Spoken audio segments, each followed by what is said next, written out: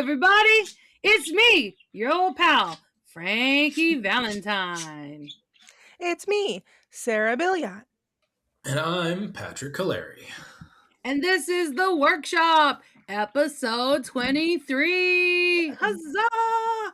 Only 5 episodes left to this season, guys.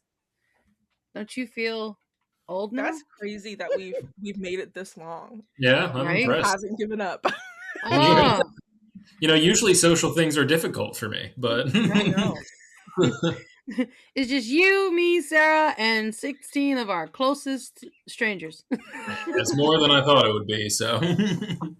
We do have 16 subscribers, but we only average like 3 views. It's all right. And would anyone care to venture a guess how many listens we have on Spotify? 1. You're so generous, Sarah.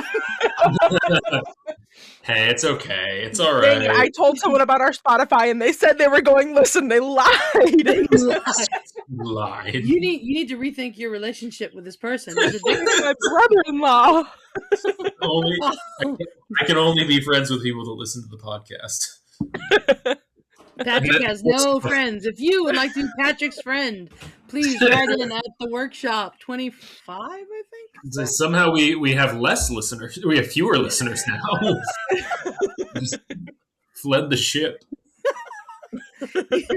You can hear the safety boats being lowered now. Get the fuck out!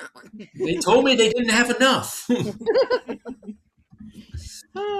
We're actually we're learning about we did a piece in my English 1 class, is survival selfish?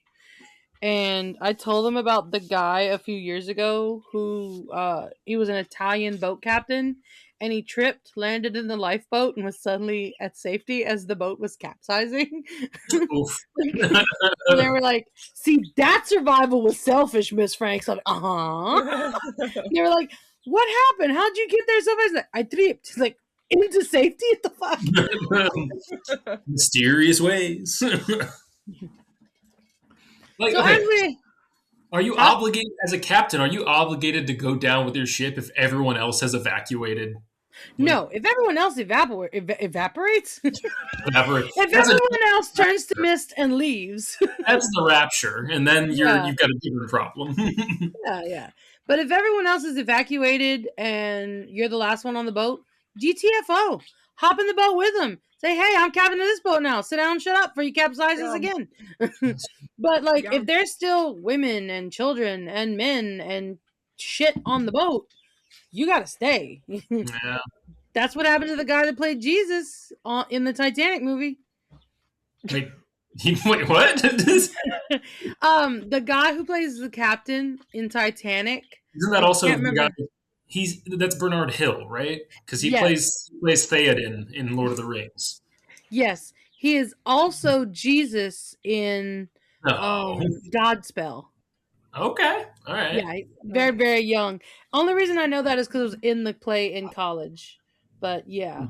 The fuck? Okay. My phone buzzed and I was like, people? But yeah, we have a prompt from last week. Our prompt last week was, let's get romantic with it. Describe your perfect romantic date, scene, setting, and person. So I went completely off the rails. As one is wont to do. Yeah, I actually used a couple from another piece that I wrote, and I just realized that I misspelled isn't in the title. I spelled it ISIN''T. There's I no did second notice I. that. There isn't a second. There isn't a second I in romance. Oh, I this is off topic slightly, but I absolutely hate spelling the word rhythm. I tried to spell it like 3 times the other day without looking it up. Rhythm. Mhm. And I could not. Yeah. I always think there's an N in there, like a silent N at the end. At that point, you just go beat. Fuck it. It's got a good beat. We're getting into a beat at work, man. So I am actually going to read first this week. It is short, sweet, and to the point, and there's an anonymous whale in there with me, so I'm happy. All right. And my piece is called, Isn't It Romantic? The sunroom was dark and cold. I could feel the weight of the blankets piled high on top of me and the soft pillow that had been placed under my head that wasn't there when I zonked out. I looked around as much as I could and didn't see her. I struggled under the blankets for a second until the door opened and she came in with a tray of soup. Wait, don't move! She hurried over, careful not to waste a drop of liquid in the bowl, set the tray down on the coffee table, then put her hand on my forehead. How are you feeling? The lamplight bounced off of her golden blonde hair that bounced around her face. Her blue eyes were jarring. I felt like they could see right through me. I smiled. I'm better now. She stroked my hair and kissed my forehead. That's good to hear. I made some soup. She picked up the bowl and stirred it a bit. Well, I heated up soup. Had I made the soup, you would not be able to eat the soup. She giggled. I should really learn to cook. Then how would I impress you? I tried to push myself up out of the cocoon she had made me, but she put a hand on my shoulder. No, don't move. Let me take care of you. She scooped up a bit of soup on the spoon and blew on it. It's a little hot, sorry, but it'll help your throat. She tipped the spoon into my mouth. I winced as the intense heat hit my tongue and ruined every taste bud I had. Thanks, love. I smacked my lips and waggled my tongue around in my mouth. Nothing. That's quite a soup. Sorry. She set the soup back on the tray. Let's let that cool. Now, I have something for you. For me? I thought for a moment, then remembered the date. Oh, fuck, it's our anniversary. She nodded, pleased as punch. I knew you'd figure it out. And you got me something, but I didn't get you anything. Yes, you did. She flashed her wrist at me. A shiny silver watch with a black face and jade numbers flashed in the lamplight. You were just so sick. I slipped your card out of your wallet and went pick it up for you. Pick it up for you. I chuckled. My, how romantic of me. She giggled, then stood up. I'll be right back. She disappeared back into the main house, then reappeared next to the sofa. Here, I'll help you open it. She opened the box and tilted it just a bit. A tiny black kitten poked its little head over the edge of the box. He had large blue eyes and a white spot on his left ear. Happy anniversary! Her words frightened the kitten and sent him back down into the box. Oh, I'm sorry, little one. She reached in and plucked it out just under the front legs. Here you go. Get to know your mommy. She set the kitten next to my head. It started to purr in my ear. I turned my head towards it and kissed it on the nose. Hello, baby. What a perfect name! Baby! She put the box behind the sofa, then scratched the kitten behind the ears. Hello, baby. I smiled up at her. This is not the best anniversary ever, but it's damn close. All in a day's work. She leaned down and kissed my forehead again, then kissed the kitten. Next year, though, you're taking me to Hawaii. Huzzah! Nice. That was so sweet, my cigarette went out. Oh, I can't be morose and hard boiled when I read something like that. I'm done reading it. I can be a bitch again. Gonna gargle, yeah. I would like to know what the best anniversary ever was. That's what. Okay, I really liked that part too, just because it I knew you weren't going to answer it, but I did enjoy that little bit of it made it more of a realistic couple, that's been together for a while. I think. Yeah. Well, it's going to be next year because she's going to take her to Hawaii. So that's going to be the best. That's going to be the best. Yeah, you have to wait for that one. I did like the it's a simple juxtaposition, but I do like the introduction of the sunroom being dark and cold. Like I like the playing around with just the inverse. Yeah. Yeah. Yeah, like the narrator being not gloomy, but like clearly sick. And then the partner or the spouse or whoever this is to her is like happy and just giddy all the time. And yeah, I like it. It's a very good comparison. You do it really well. Thank It's you. Thank you. I do like that it focused more on characters in there, the interaction between the two of them. You had like details about the soup and whatnot, but that was as a setting, it's described enough, but also vague enough that lets your audience kind of put their own spin on it. Like to me, I like to. It was like a little cottage kind of thing almost, but I know for other people, it's going to be more of a modern house, and you letting them have that freedom to sort of paint that themselves lets them focus more on the interaction too. Yeah. And also, I feel like you follow the prompt to a T. Like, Really? yeah, like scene, setting, and person. Like, all of it is there. Yep. The Hey, scene is, someone only that's took sick. 23 episodes. We did it. We found our way to the. I did not do that. I didn't even think about the prompt. I just wrote. Yeah. And then next week I'll go back to something shitty. I don't. these are actually two characters. The one that is sick, her name is Virginia. Not Virginia. It's something. Yeah, it is Virginia. They're the Frosts, and I actually wrote a short story in college called "Who's Afraid of Virginia Frost," where they're going to her family's house, and before they leave, the other girl finds the engagement ring that Virginia has. She planned on using. She's like, "Well, crap, that was my idea," and she also has an engagement ring. So the whole thing starts with a double engagement. But I hated that story. So I actually have them in a whole nother novel, which I'm gonna get back to, where they inherit Virginia's family home and they have to move into it. So it's weird. But, but yeah, this is way before any of that. This is when they were first like together. Because the cat's name is Binky. He's in the rest of the stories.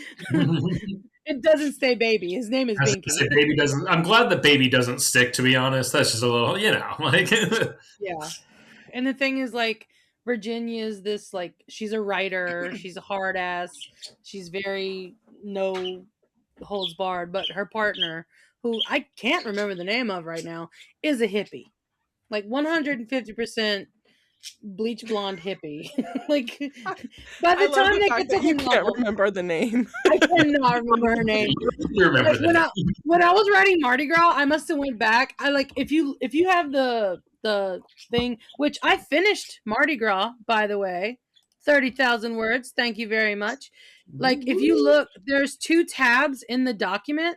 The first one is novel. The second one is called ages and dates. It's because I couldn't figure out how old everyone was. And I couldn't remember the triplets' names. So, oh, Lord. Edward the priest lives in Shreveport. He must hate his life. I mean, he's a priest. He's not doing a good enough job. I don't know what to tell you. But yeah, that's my romantical scene this week. Huzzah! Alrighty. Well, mine is very long, and I'm not going to read the whole thing. I think I'm going to start on page 6 after the section break, so it starts for their second date. And I kind of wanted to play around with third-person omniscient. I'm not good at it, so give me your advice. just pretend you're God. It's what you're doing. All right. Or The Sims. It's fine. Yeah. Wait, I gotta do it. Okay, there we go. All right, you're good. So this is called Something Tender. For their second date, Joel picked her up.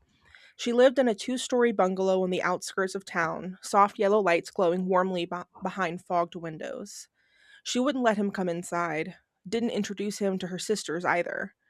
Instead, she made him wait on the front steps with the crickets, his foot tapping against the concrete until she finally opened the door. Casey sat curled into the passenger seat of his Audi, legs crossed and ankle bobbing with each pothole. They picked up exactly where they'd left off, his hand on her thigh, his thumb drawing lazy circles over her smooth skin. It surprised him, again, how little effort it took to get back into conversation with her, even while driving, as if no time had passed. It had been a week since their first date, and she'd messaged him more than he'd messaged her.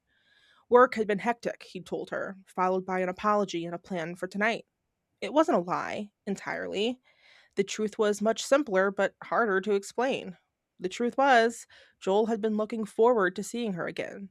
He'd even caught himself wanting to talk to her each night he returned home, and that alone had scared him. But to counter it, he planned a quieter, more intimate second date at a small restaurant tucked just off the main road. The lighting was low and the music was barely there. When their appetizers and drinks arrived, they talked about the small things, why work was so hectic for him, how Brian was doing. Brian's his dog. How her sisters had been. They talked about the strangeness of having met online, both having copious amounts of recent pictures on display and still feeling surprised by each other in person. They ate and drank, giggling over the rims of their wine glasses, their feet knocking beneath the table. Your house is nice, Joel said eventually, swirling the wine around his glass. The location, I mean. My childhood home, Casey said proudly. My mom died a couple years ago. Brutal fight with breast cancer. She smiled faintly and looked up at him. After she died, my sisters and I guess, just stayed. Dad passed away 10 years ago, so it's just been us. Joel nodded, holding her gaze as she ran a finger along the rim of her glass. I'm sorry for that, he said, reaching an open hand across the table. Casey smiled at him and took his hand, her ankle brushing against his leg beneath the table. Later, after plates were cleared and conversation got lighter, she shifted her chair closer to him as he'd done at the bar. She placed a gentle hand on his forearm, her thumb brushing the edge of one of his tattoos. Do they mean something to you? She asked. Or is that third date material? Joel laughed at her tone, then kissed the back of her hand before settling it on the table beneath his own. They used to have a purpose, he said. I've got a lot of scars along my arms and chest, down my legs. He gestured vaguely across his body. Lost. Oh, Sarah, Jesus, you missed so many words. My child. Sorry. He gestured across his body. Lost a fight against the deep fryer. Would you believe it? That was like 4 words I just missed. Casey's eyes widened and she looked over his arms, nodding slowly in recognition. They don't hide anything anymore. Joel twisted an arm to show the backside, blacked out and smooth against the old scar. Used to get them to cover it all up. Makes it less obvious, you know? He paused, rested his arm on the back of her chair. Then I realized I liked the tattoos and kept getting them. I was like, he looked up, considering his words, like choosing the scars instead of just living with what they were hiding. He shrugged. I don't know. Casey nodded again, this time in understanding, and she placed her hand on his arm, squeezing it gently as if she could feel history beneath the ink. They left the restaurant hours after they arrived, and much slower than they'd entered it. When Joel reached for her hand as they stepped on the sidewalk, it felt natural, and when he dropped her off at home, those soft yellow windows now dark, she kissed him first. Joel didn't text her the moment he got home. He kicked off his shoes, set his keys on the counter, and let the quiet of his apartment settle around him before he heard the click of Brian's paws on the hardwood floor. I guess I didn't have to tell you guys. Brian, he's here! He pulled out his phone then, snapped a picture of Brian's bed head and squinted eyes, and sent it to Casey. Home safe, he said. Thanks for tonight. Casey's response was immediate. I had such a nice time, Joel. Let me know when you want to do it again. A pause, then, and when I can meet that handsome boy. Joel leaned against the counter, reading it over and smiling as he pet the top of Brian's head. Friday, he wrote, movie night with Brian and me. He watched as an ellipsis jumped on the screen and a heart appeared at his suggestion. Yes, she said, I'd like that. Joel exhaled and set the phone beside him, stood there a moment longer staring at the expanse of his empty apartment. By the time Friday came, they talked nearly every night, mostly through text, sometimes phone calls that ended with Casey asleep by 10. Casey arrived to Joel's house with a bottle of white wine tucked under her arm and a bag of caramel popcorn she insisted on bringing, even though he'd ordered dinner. She kicked her shoes off at the entryway and followed him into the living room, looking around at the sparse walls and lack of decor. With Brian beside Joel and the bag of popcorn on the coffee table before them, they watched the opening credits of Ratatouille. She thought Brian might have liked the animals, but instead his head landed squarely on Joel's thigh. Casey laughed quietly and reached to scratch behind his ears before settling back into the couch. Halfway through the movie, she shifted, tucking her legs beneath her shoulder resting lightly against Joel's arm. He adjusted too, draping an arm behind her along the back of the couch. As they watched the movie, Joel ran his hand up and down Casey's arm and scooted in closer, chills erupting across her body. "Can I ask you something?" she said eventually, turning her head to look at him. "Hmm?" Joel said, slowly lowering his gaze to her. "When did it happen?" she said. "The burns, I mean." She ran her hands up one of his arms. "It's just, I don't know, you'd never know." Joel leaned back into the couch, his eyes on the screen again, though he wasn't even watching. "I was young," he said. "I was 11 or 12, running around after my mom told me not to." He lowered his gaze to her again. "It was years ago, and I've had skin grafts since then, tattoos, obviously." "That sounds awful," she said, curling into him. It had been a while since Joel had spoken with anyone about his accident, and it felt good that Casey didn't ogle him for it. She listened to him intently, and gentle as she was, she had no pity for him. It was easy to talk, easy to learn about one another, easy to be comfortable, a feeling neither had felt in quite some time. "Want to hear something kind of strange?" Joel said, running his fingers through her sandy hair. Casey lifted her head from his shoulder and waited. "The night of our first date," he started, "you surprised me." Joel leaned forward to grab his wine glass from the coffee table, took a long sip before resting on Brian's head. "Your name is Cassandra, yeah?" Casey nodded, grimacing a little at the use of her full name. "Hate it," she said. Mom named me after my great-grandma, Sandra Kay." She rolled her eyes. "That's a dumb name, too." Joel tilted his head back and laughed. He brushed hair from her face and placed a soft kiss on her forehead. "Well," he said, "my sister's name is Cassandra." Another sip of his wine. "With a C, like normal," he teased. "Oh," Casey said, leaning back into the couch. "Guess it's good I go by Casey then, huh?" Joel nodded, but the room felt smaller now, the air still and heavy. He hadn't meant to bring her up. Or maybe he had. "Cass would have liked you," he said quietly. Casey stilled. "Would've?"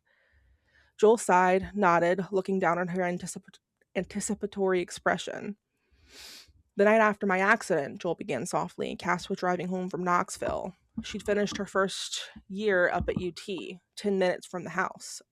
A drunk driver T-boned her."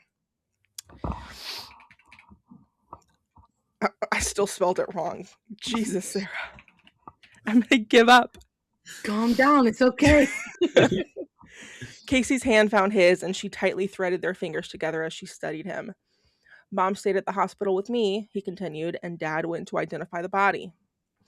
For a long moment, neither of them spoke. It was only Brian's soft snores and the soft scenes of Ratatouille penetrating the thick air around them.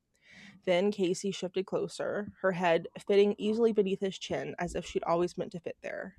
"I don't talk about her much," Joel said, and Casey could feel the vibrations of his voice through his chest. "I'm glad you told me," she replied. He rested his cheek against the top of her head, and together in silence they watched the movie credits roll. Aww.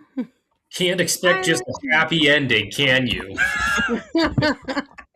Yeah, everyone I love is dead. So God, we were so close. We were like 2/3 of the way through, and I was like, we're gonna be good. We're gonna make it through.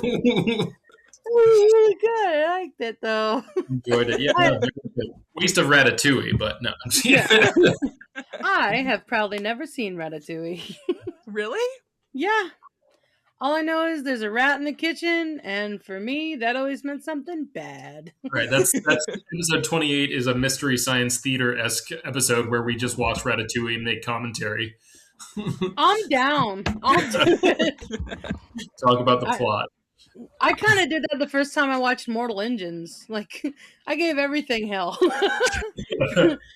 From the guy's haircut to the other guy getting stabbed in the head with a boot.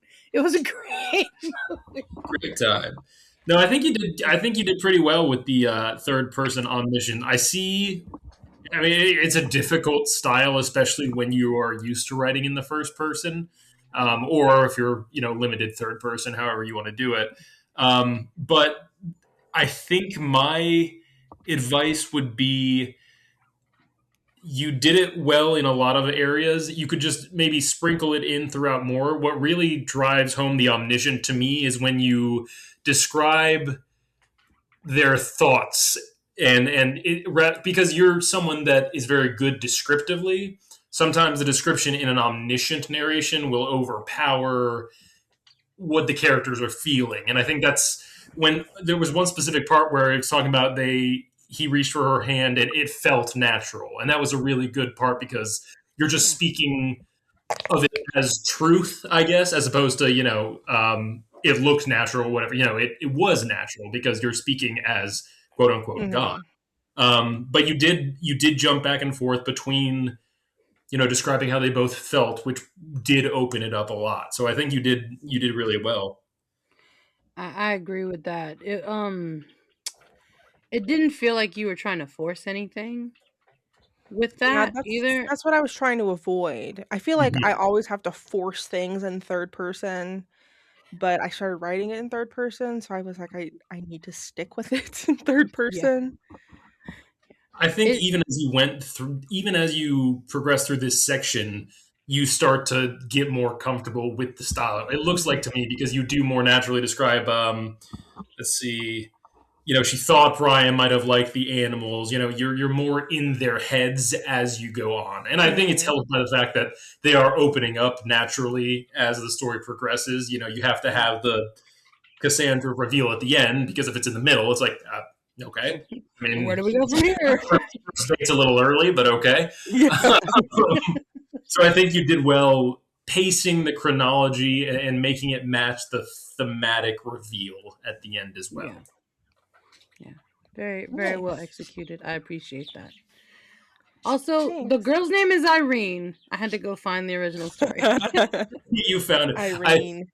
I did like to be. I'm sure you mentioned that Brian is the dog earlier on, but you said the name Brian, and then you said Brian's his dog, and I just imagined that in parentheses in the story. Like I had nowhere else to introduce it. Oh fuck, Brian's his dog. No, at the very beginning, she's like scrolling through his like dating profile, and she sees a picture of a golden retriever, and like as she's like messaging him, they're talking about Brian, and like it comes up at the beginning, and I completely forgot that I didn't. Yeah. Frankie at the end, we're just like, what's really weird? She never said that Brian was a dog. It was just some weird guy that's in his house with really long toenails. My very quiet roommate. And laying on his lap. That's weird. Very close I appreciate that you're close to your roommate, hun, but why is his head in your lap? Why am I so far away on the couch? Also, when we got there, like it shows me that Sarah's in the document as well, but then Patrick, you're anonymous llama, and like the Yzma in my brain went, a llama! He should be dead. Anonymous dead. There you go. The prompt for Cusco's prompt. And Patrick gets to get drunk tonight. Huzzah! He did not write. I'm off the wagon. So am I. I'm on cigarettes again. Hey, it's fine. That's okay to kill yourself with. It's okay. It's a slow death. It's nothing you have to go to any of those like doctors. Some people, well, that's the weird thing too. You get people like Churchill that like drank a quart of liquor and drank cigars his whole life and makes it to like 80, and it's like, okay, that's fair. He used to use his cigar as a weapon, like not a weapon, but like as a distraction. Yeah. He used to take a hat pin and he'd stick it all the way down his cigar, and it would hold the ashes. And while he was talking, it would burn all the way down, but the ashes would still be there, and he'd be like gesturing wildly with it, and the ashes were going anywhere. And the other guy was like, I did not know that. And they would just like agree with whatever he said because they were mesmerized by the fact that his cigar was defying gravity. Bro, it's hilarious. Most historically famous people were just giant drama queens.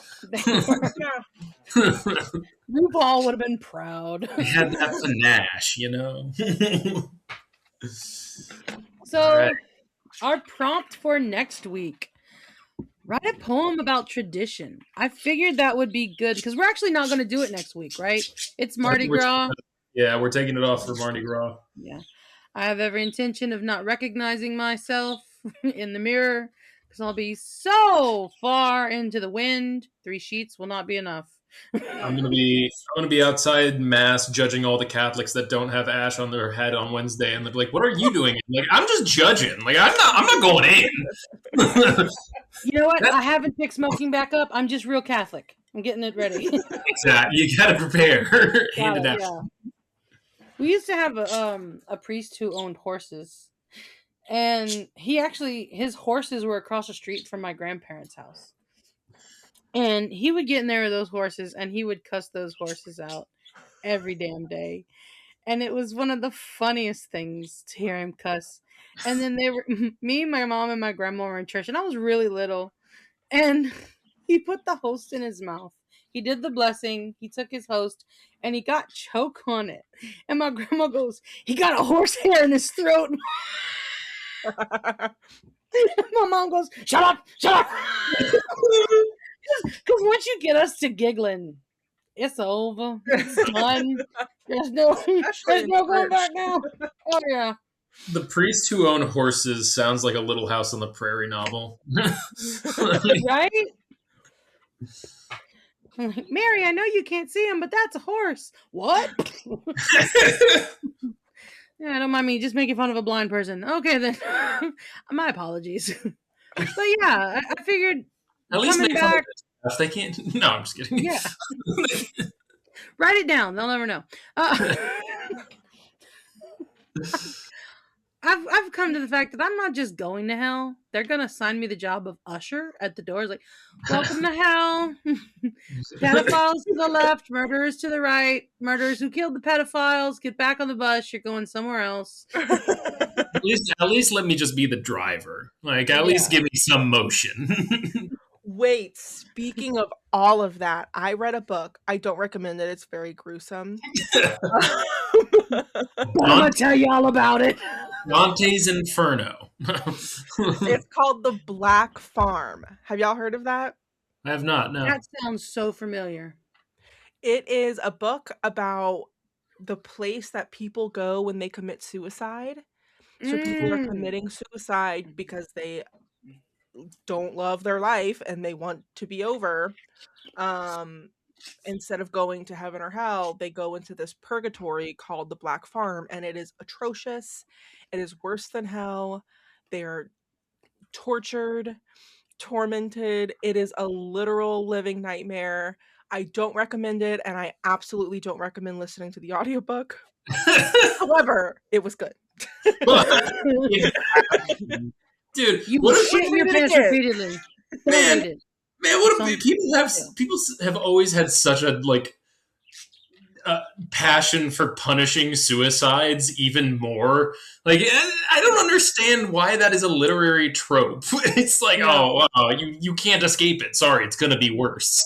Yeah, it's either they demonize suicide or they romanticize it, and it's like, it's not just like someone killed themselves. Yeah, let's acknowledge it's kind of screwed up, and I enjoy man's fascination with what happens after you die, especially the way you die, because like Beetlejuice has one take on it where you have to do 100 years haunting and all that kind of fun stuff. And the girl, she's like, that's what happens when he dies, and that's what happens when she dies. And if I knew then what I know now, I wouldn't have had my little accident. And she like shows her wrists. Yeah. Like that. And then you go to something like the movie Wrist Cutters, where they're in like this weird purgatory kind of place.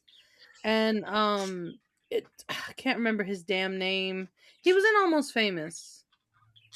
I think he played Patrick. What the fuck is his name? It's Patrick something. To the IMDb. All right, I'll take your word for it. A more famous Patrick? I can't allow it.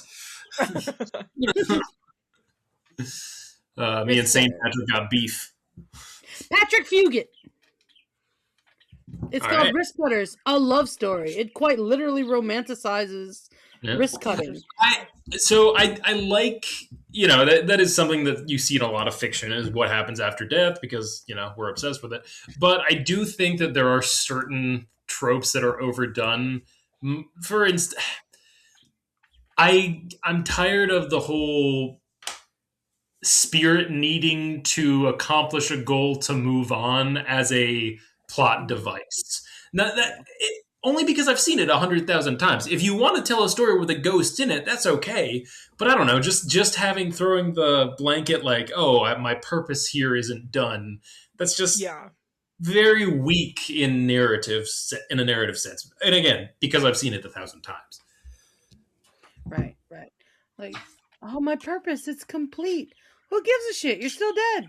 You get that shit when you was alive, bro. What was stopping you when you had your own fingers? Do a ghost story where you accomplish their life's mission, like definitively they complete their purpose, and then they're still here. Yeah. Just, the old lady from Beetlejuice shows up and goes, "Great job! You took 10 years off your sentence. All right, see you in 90." And then just off. We were just assuming we operated by these rules. Yeah. I think it was like one ghost story in the 1600s that came up with that idea, and everyone went, "That's fucking brilliant," and just kept rolling with it. Yeah. Come on, guys. There could be another reason. What if it was just like a really shitty person? And like God was like no, and the devil was like double no, and purgatory was like triple no, and now they're still here doing taxes. Still, that's awful. I think I'm subscribed to the belief that if there is a heaven and hell, then Earth itself is purgatory. We're all just doing our time. Yeah, I like that idea. Yeah. I like that idea a lot. But you gotta still try. That's the thing. You can't because if you don't try, then you're reborn, and you're like, oh man. I was thinking the other day about some people believe in nothing. They believe nothing happens. I'm like, well, something has to happen. You can't just not exist. But there was so much time before a person's born where they just plain old didn't exist. But that consciousness has to go somewhere. So what if it's just a loop? What if I got to do all this shit again? I don't want to be fat in the 10th grade anymore. How if I come back as a worm and some guy falls in love with me? That would be awesome. It's like, here's a real one, girls. I found one. There was a piece of writing that went around, and went around a bunch of different websites back in the day, but I can't speak to the writing quality of it, but I always found the idea fascinating. It was a short story where it essentially, you're at the end of your life, you're meeting the creator or whatnot, but it turns out in this cosmology, when you die, you're reborn as another person. Okay, that's fine. Mm-hmm. You do that until you've lived every life that has ever existed. Yes, I love that idea. And I don't want to be Hitler again. And at the end of it, that's when you're actually born. What? So you live all these lives before you're actually born into who you are? That's an insane concept.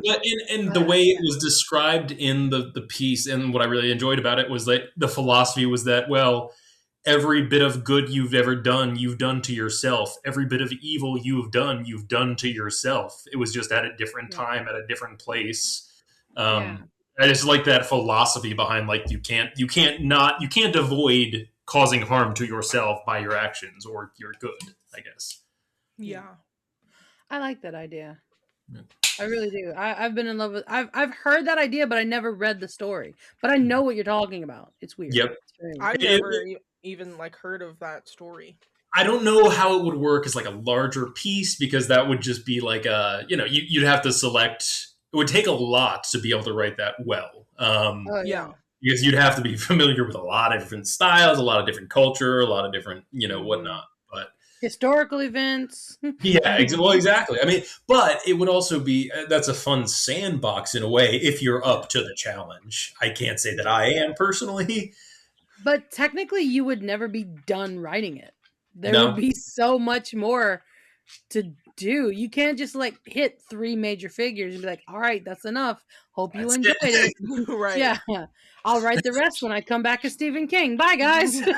Yeah, and of course at the beginning you'd be reincarnated as only famous people, and it's like it reminds me of the joke where people that believe in reincarnation are always like, "Oh, I was a princess or I was a knight," and it's like because statistically you were a farmer, a A farmer, peasant. a farmer, a farmer, or a farmer, like just in all of world history. You never really see like someone just sitting there like, I was homeless in my former life and this life. Give me $1. Yeah, I used to say that Liam is reincarnated as Toby Keith because Toby Keith died about a month before Liam was born. And then whenever he was born, Liam was like, patriotism all the way. Like, God bless the USA is what put him to sleep. American Soldier was the only thing he wanted to put on TV. I was like, dude, I am not a patriotic person. I don't know where you got this from. And like, we would say Toby, and he would like turn his head. Just because his name's Toby. I think maybe his just like his favorite phrase is "put a boot in your ass," and that's all there's to it. He found a way to work it into as many of his songs as he could. Yeah. There are very distinctive, two very distinctive phases to Toby Keith's career, and it's pre and post 9/11. Yeah. We all know it. Oh yeah. He's gonna come to you one day and be like, "Mama, I want to be a country music singer." You're gonna be like, okay, it's not gonna pan out till you're 35, but here's a guitar. There was one of my favorite. I have not watched South Park like all the way through religiously or whatnot, but there's one episode that never fails. I will always remember, and it's Alan Jackson singing about something that's going on in the show, but it's making fun of Alan Jackson doing like all of his post 9/11 kind of. Yeah. And the bit was, and here to cash in on another national tragedy, it's Alan Jackson. Oh my god, the amount of money made off of that fucking tragedy. Oh yeah. Can I just say, I absolutely hate the movie Remember Me. Oh no! Wait, you're gonna disremember. I was about to. I am. Because that is absolute cinema. Yeah, like that was such a gut punch for no reason. It was like M. Night Shyamalan was like, "I have an idea for you, my guy," and they were like, "Fuck it, let's do it." And Robert Pattinson was like, "I'll do anything that doesn't let me sparkle," or however he talks, One of my favorite memes that spawned out of that was that, like, just imagine that at any other time. It's like, oh, it's a torrid love affair, a torrid romance, and then it zooms out and we're at the fall of Constantinople. It's like, all right, honey, I'm going for my shift at the Library of Alexandria. See you tonight. Okay. It was never meant to be. You just got some new Aristotle in. I gotta go Dewey Decimal this shit. I'll see you. That's one of those like plot points that just I can't even be mad at. I just laugh at the absurdity of it. That like somebody thought this elevated this piece. That actually made its way into a Miss Mojo video that was like the top 10 tragedy movies. Like, why is this in the top 10? Why is this in the top anything? It should be in the very, very bottom. Because the movie had nothing to do with 9/11 until that last shot. That's why it's brilliant. That's like reading Charlotte's Web, and at the end, Wilbur gets sold to Hitler.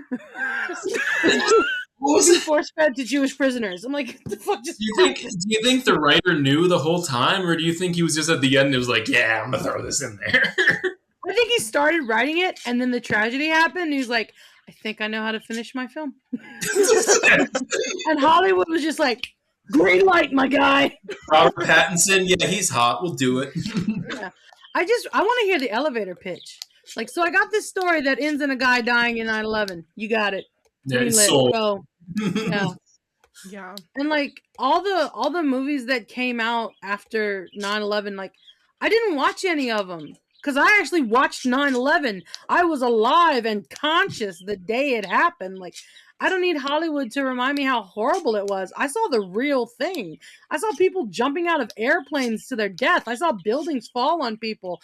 But let's watch Nicolas Cage pretend to be a firefighter.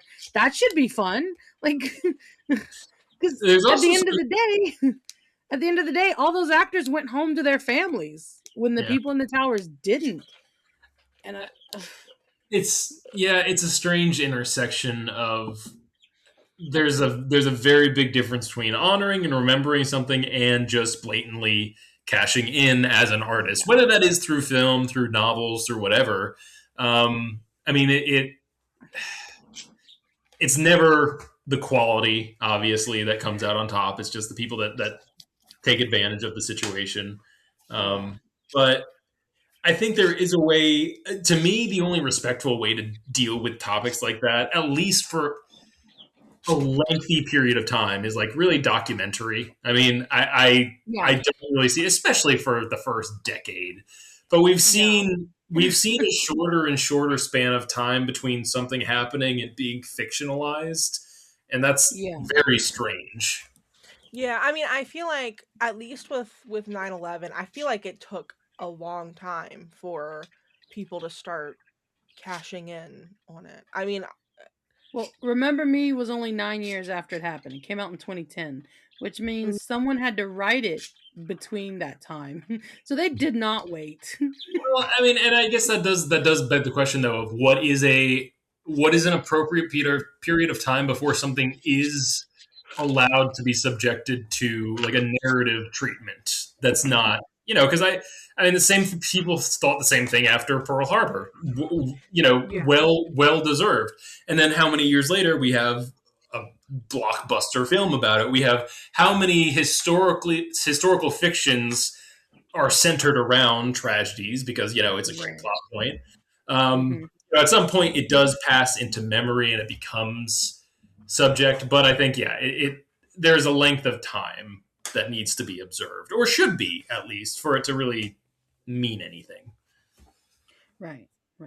Like, I just that one didn't feel like it was honoring anything though.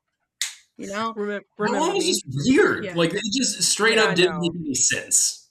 That's like you go through all this shit. He's gonna reconcile with his dad. They're gonna take the little girl to school, and then he's dead. Like that could have ended so many different ways. And you probably know that the writer or the director was like, oh yeah, no, we're trying to show the tragedy of you can't wait. You've got to do it now. Life is short. And it's like, yeah, I get that. But but no, still, like you do. Yeah. The execution is different when it's. Yeah, like he could have died in a car accident. Fine. He died in 9/11. He could have just not fucking died. They could have just wrote an actual ending. You could have turned into a vampire. As someone who has people die all the time in her stories. But like you're skinning people and planning shit. They're just smacking planes into towers, cashing on other people's tragedy. I didn't realize this was going to be the 9/11 episode. Wait until season 2's episode 23. We're going deep. Each episode 23 is just a different national tragedy.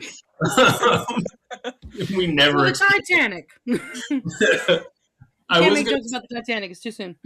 I was gonna bring up the mention of death. Actually, had me thinking. What I think we've all been familiar with stories that kill a character for the emotional impact on another character, and that's what is that? I think it's fridging is the term, or so, especially when it's done to like a minority character, woman, whatever. You basically toss them in the fridge to make the man character sad. I didn't know there was a term for that. Mm-hmm. Yeah.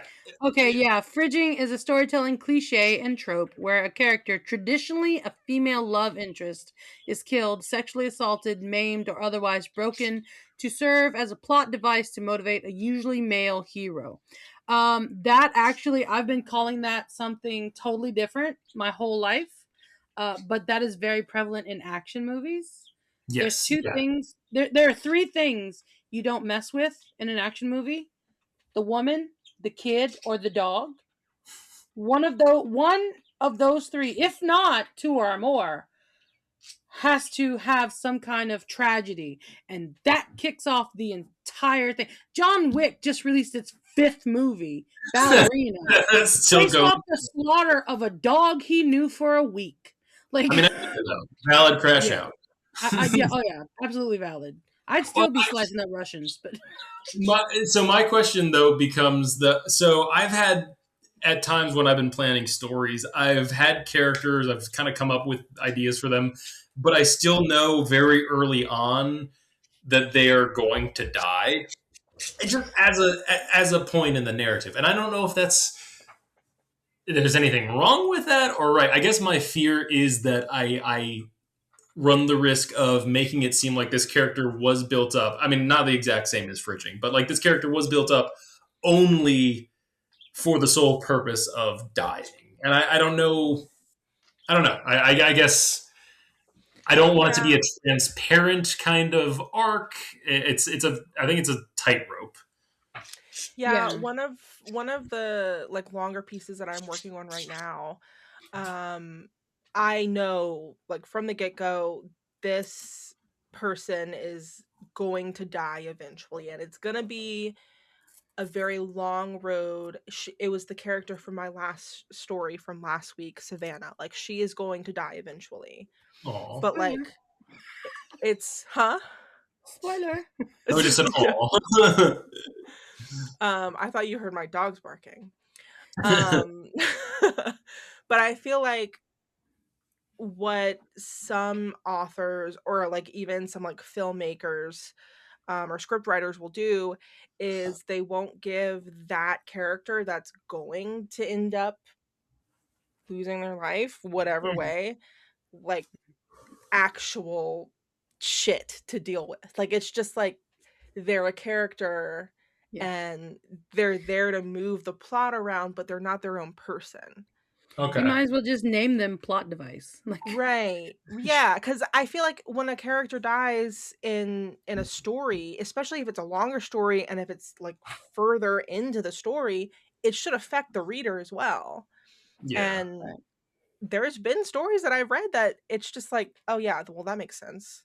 Well, there you go. Yeah. I guess that you don't want to telegraph it. Obviously, you don't want to make it like, okay, this death flags, unless you want to subvert that and be like, no, they lived actually. But I guess it's about making them a 3-dimensional character in their own right. That it would make equal of as much sense if they lived or if they died. It's interesting. I have read some stories where one of my favorite books or series is it's a science fiction series called Red Rising, and a death of a character is very key in the very, very early parts of the book series. And I read it, my now wife read it, and she was devastated when a certain character died. And I looked at her, I was like, well, I mean, you didn't see that coming? That was like death flag central. Like the moment she appeared on the page, not even in a bad way, just like, oh, okay, this is this character's, this is who they are. So when you open the book, you're just like, you're not gonna make it. I mean, kind of, and that was kind of what made me realize, oh yeah, I guess I have kind of read these types of books a lot, where I'm able to pick out very early on. Yeah, that's what surprised me. This next portion contains spoiler alerts for both the movie and the book version of My Sister's Keeper. I don't know when I'm going to stop talking about it. But in the movie, the girl with cancer dies, which she's a young girl with an incurable cancer. We get it. She's gonna die. But the book didn't take that route. No, it didn't, and it pissed me off. I was in the theater. Did that. The movie, yeah. First off, Cameron Diaz, fantastic comedical actress. Who the fuck told her she could cry? Did her and Claire Danes have the same crying coach? Because I don't know if you've ever seen the 1994 version of Romeo and Juliet, but when baby girl goes, my students lost it. was like, look, we're not going to finish the play. We only had an act left. Like, we're going to watch the end of it the day before we leave for Christmas. And like, all right. And we watched it. And homegirl said, and little boy sitting in the back went, yo, what the fuck? Like, first off, don't cuss in my classroom. Secondly, right? I know. Like, that's why Grace Still Plays named his character Claire Danes Loves Pudding. Because that's the very thing something who loves pudding would do. That's my favorite thing. Yeah. But, like, the daughter who didn't have cancer died in the book. And I was in the back seat reading this for AR. I was in Catholic school. They gave us a list of books. We had to pick one, and then one was picked for our grade level. So we had to read 2 books over the summer.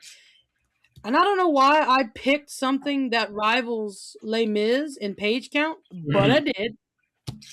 And I carried this fucking brick around with me for 2 months reading. I'm a slow reader, but I enjoy it.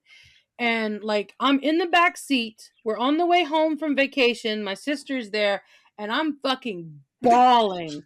And my sister's like, what's wrong? Like, I would give you my kidney. I don't have to die, okay? And she's like, I don't want your kidney. Calm down. Yeah, and then the whole point of the book was to have the sister narrate at the end.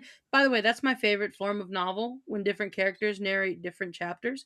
That may be what my next novel is. But, like, just to have that different point of view, and then get to the movie, it's all Anna's point of view. The brother isn't an arsonist. I don't even know if the dad was still a firefighter. That whole plot line was shit canned. Mm-hmm. The brother had nothing to do but cry. Like, yeah. It was Jodi Picoult that wrote that book, right? Yes. Another one. There is no way that she was like, yeah, you can just completely fuck my ending up the ass. Sure. Yeah. Change it. I didn't write it that way for a reason. Yeah, I just it's a coin. I was like, what? What they did was they took away all of the surprise, the heart, the purpose, and they said, here's a kid dying movie. Enjoy it. This is going to rival with My Girl. Although I actually felt something when Macaulay Culkin died in My Girl. That had a purpose. So there was fuck bees, man. Just fuck the bees. The first book in the Wheel of Time series. I was reading it because the show was coming out on Amazon, and I've since lost faith in adaptations. So I'm now like, okay, I'm free now. I can free to just enjoy books independent. That the key point, the key reason being there are 3 central, like, protagonists in the first book, and they all have something going on, but they're all the young farm boy kind of archetype, and they're all very interesting and engaging characters in their own rights in the first book and beyond. They have no romantic interest at the beginning, yada yada yada. So I read the book. I enjoyed it. I watched the first episode of the first season. For one of the protagonists, they decided, we're just going to give him a wife. And I thought, that's weird, but okay, I guess. Yeah. I mean, and we're just going to kill his wife. In the first episode. Okay, that wasn't... Okay, now I know what his entire arc is. What the heck? Like, I don't need this guy getting over a wife that never existed for the entirety of his arc in the first... Yeah. It's just such inexplicable changes. Yeah. I feel like... I mean, I'm always killing people in my books. Whenever I was, like, a new writer, very amateurish of me... I deleted everything from before 2014, so please do go on. When I would have a bad day, characters were just dying left and right. Like, I don't care if you're the main protagonist. Eat shit. You need to make kill people. And then I would show it to my friends, and they're like, "This is amazing!" And I'm like, "I know, fuck this guy. The book just ended, but it's fine." Like, it was a romantic comedy, but then he just got shot. I don't know. They were on a date. It was weird. Like, guns weren't even invented yet in this time period, but he got with a Glock. a piano fell on him. It was just very odd, but Yeah, but Tony told me to play that one about falling down the stairs. I feel like what I've gotten better at, and I know I still need to work on some of it, but like whenever I kill people in my stories, especially if it happens toward the beginning, like it did in this story where she's talking about her mom who died with breast cancer, and he's talking about his sister who died. I feel like I try my best to make it more of like this is why they are the way they are versus this thing is happening to them to further the plot, if that makes sense. yeah. Like it already happened. This is who they are now. This is who's telling the story because these people died way in the past. Yeah. And I think, in a sense, if you keep that in mind too about the characters that you're going to kill, it also will help you write an antagonist. If you are writing that kind of story that has an antagonist, I think it will help you write them better as well. Because there are many forms of defeating the antagonist. If it's a romantic rival, if it's like a fantasy, whatever.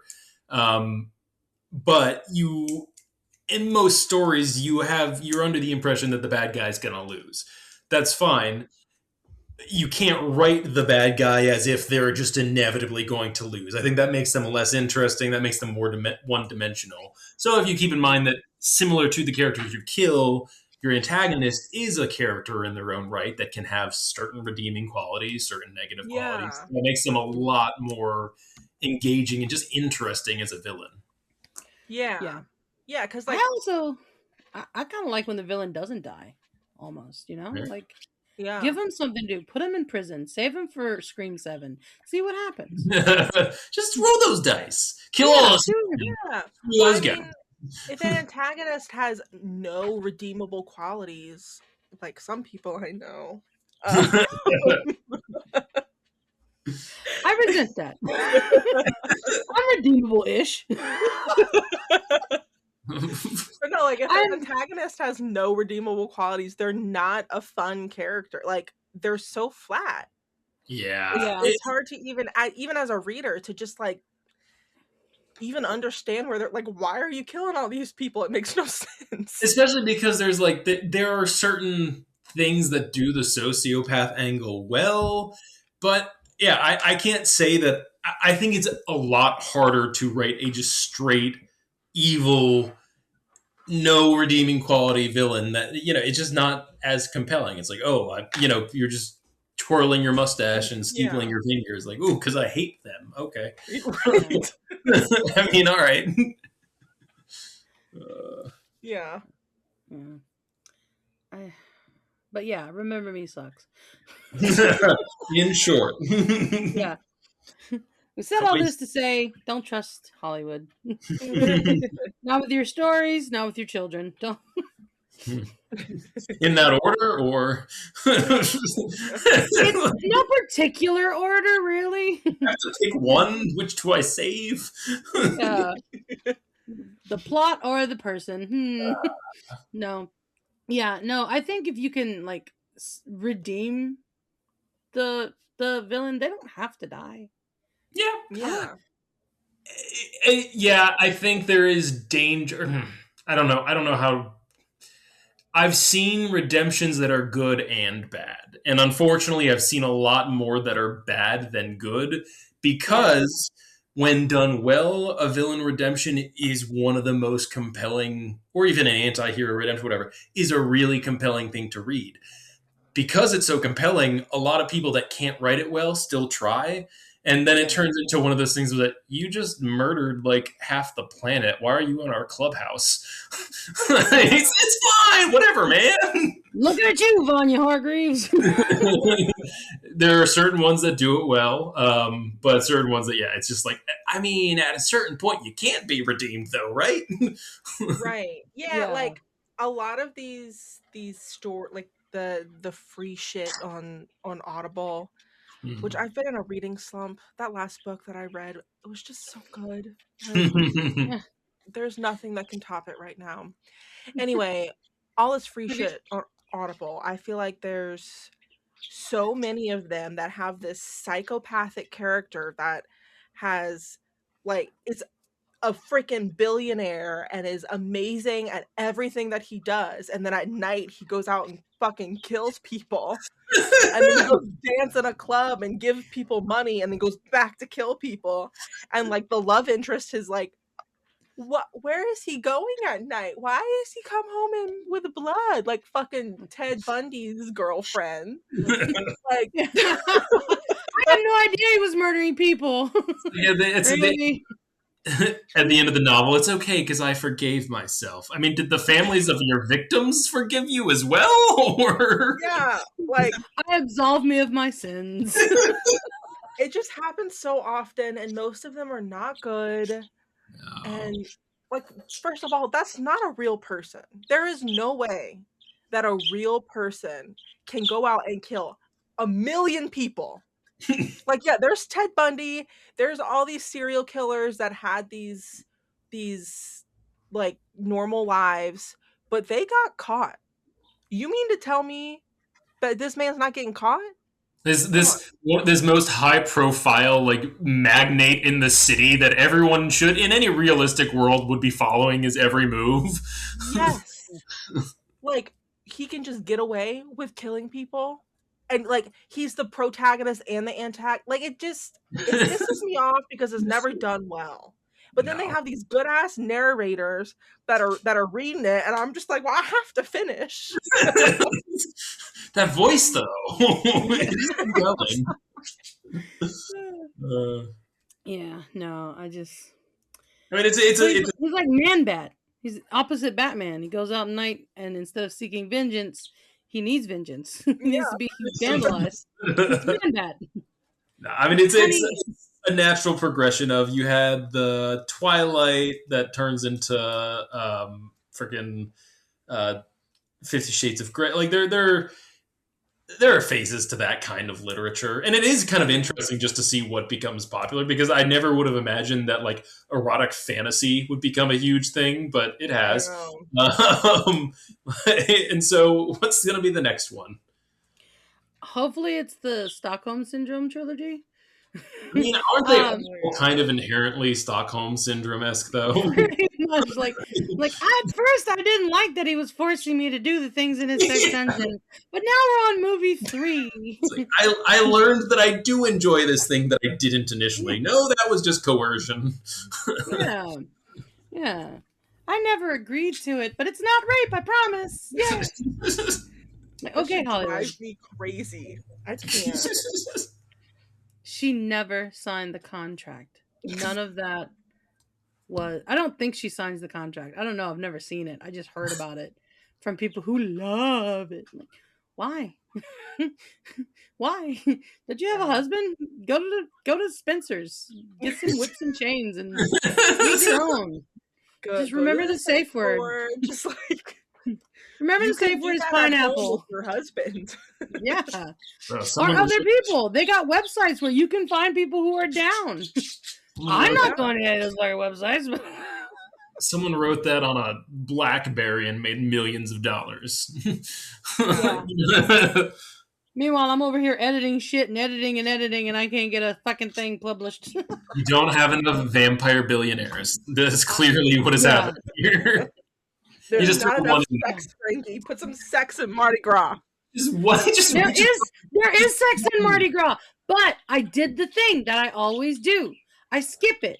I lead into it, and then I show the aftermath. I don't actually write sex scenes. I hate that. I don't think I could.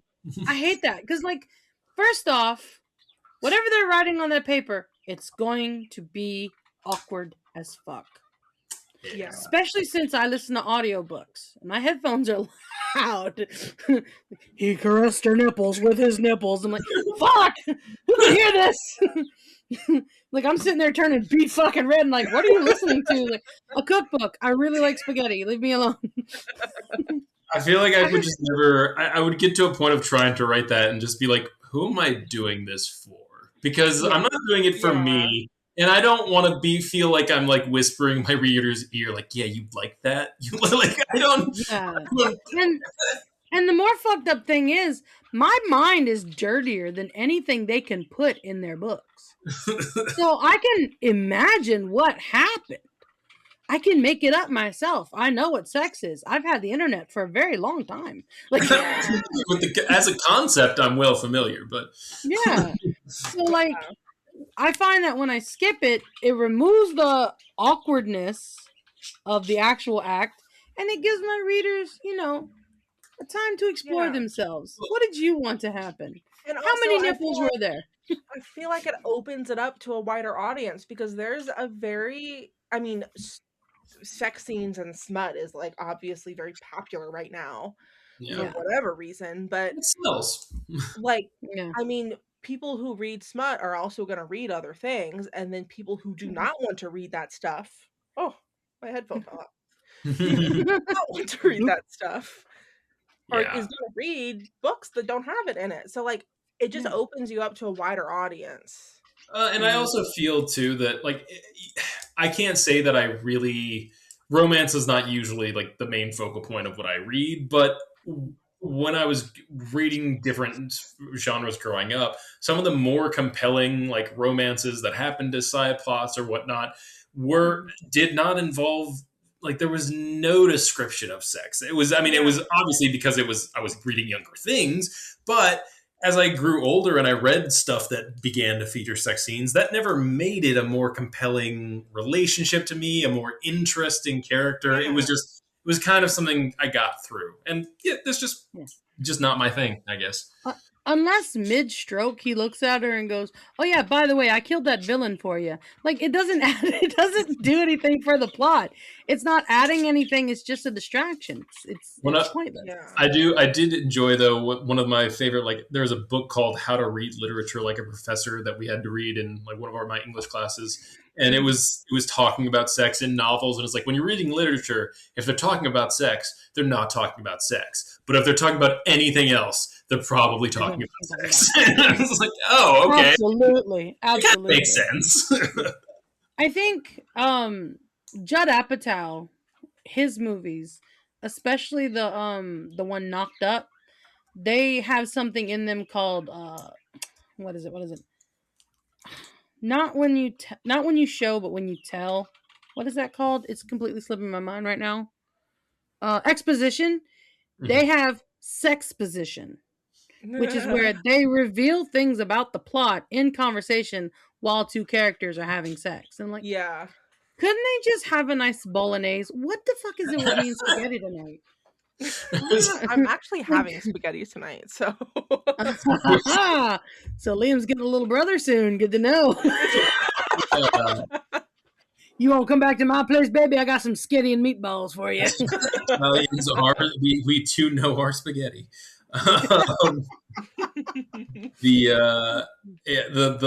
There was a movie that came out recently called The Substance. Did you guys see that or hear about that?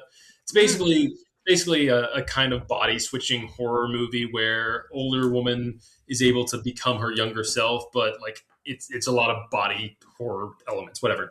And it's also like a commentary. It tries to be a commentary on the sexualization of women in the media and whatnot. So there's a scene essentially where it's just a bunch of like very scantily clad women dancing and whatnot. And I'm sitting here next to my wife and her sister and boyfriend, and I'm just like, just kind of looking around because I don't really. It's just it's very awkward. And I look at my wife and she's like, "What? You don't like this?" I'm like, I feel like this is supposed to be, compared to the body horror, this is supposed to be like, oh, you like this, but I don't. So I feel like I'm being punished in both senses. I'm pretty sure there's an episode. There's an episode of Misfits like that. Like, are you guys familiar with the show Misfits? I've heard of it. I've never seen it. There's a weird lightning storm, and it gives everyone in England powers. And the British powers. Yeah, one of the main characters goes home with a girl, and while they're mid doing it, she turns back into her 85-year-old self, and it freaks him out. Yeah, so like, he went home and had sex with a granny. Oh my god! And that's my Robert Sheehan mention for the episode. Hey, of course it's his character, but no, yeah, but like that very much plays into the, for lack of a better term, naked grandma trope. It's a horror trope. Like, there's nothing worse than a naked grandma. But, like, naked grandpas are fine. I think the best example of the yeah, we don't care. He's got to tuck his balls into his socks to go for a stroll. It's fine. Men can age fine. Men can age like milk. It's okay for them to do that. But we have to stay perky and tight until we're in the grave and they've filled us with formaldehyde. Otherwise, we're doing shit for Stephen King we never wanted to do. No, it was The Visit. The Visit, I think, is where they have like the naked grandma horror. I think wasn't that an M. Night Shyamalan? Yeah. Yeah, it would be. Ooh, I did a twisty. It was horrible. I don't know what was worse, naked grandma or the pile of diapers under the house. That was. Oh my god. I literally watched that movie like this, like, oh god, no. I will read horror a lot more than I'll watch it, just because I don't know. I find jump scares. I feel like that's cheating. That's not my fault. Yeah. You can't just throw something in a loud noise at me and like that's my physiological reaction. I have to jump. Yeah. It's not fair.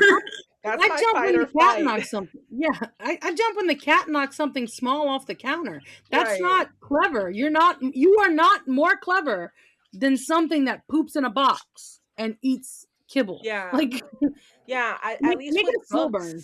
At least with books, and especially audiobooks, like you don't know what's coming. So Yeah. like you have like these reactions and you feel the tension building up, and then whenever it happens, you just gotta be like pause for a second and take a breath. Yeah. And Whereas you it can just close the popping book up. for a minute. Yeah, you can close the book for a minute. You can't close the TV. Yeah. You'll There's- shit your pants, but you can. in the age of like people trying to subvert expectations, I think one of the more effective horror tropes is the inevitable. You know what is going to happen, but you still want it to not. And so because you all read those parts in a book where you can reread it 500 times, but you're like, but maybe this time it won't happen. Maybe this time it's okay, and it never is. No. I do like the idea of I don't know why this is popping into my head, but for some reason the Blair Witch Project that has nothing to do with what we're talking about. But if you rewatch it as if there is no Blair Witch, it's a great film. Okay. So perspective shifts. Yeah, there's no witch. It's the guy that she's going to look for the Blair Witch with. He wants to kill her, and he cons one of his friends to come help him. There is no Blair Witch. Oh. Which totally fucks up every other film in the series, but that first one though, it has potential to be great. Hey, it started an entire subgenre of found footage films. Like you can't be more successful than that, really. Remind me to punch them in the balls later, even the girl. All right. No, Patrick, Sean, it's time to go. No, I think we're an hour and 17 minutes in. Yeah. We did it, my friends. We've officially reached the end of episode 23. It was a very interesting conversation. I like when we wing it. It leads to some interest. I love that our opening conversation was, what are we going to do tonight? Fuck it.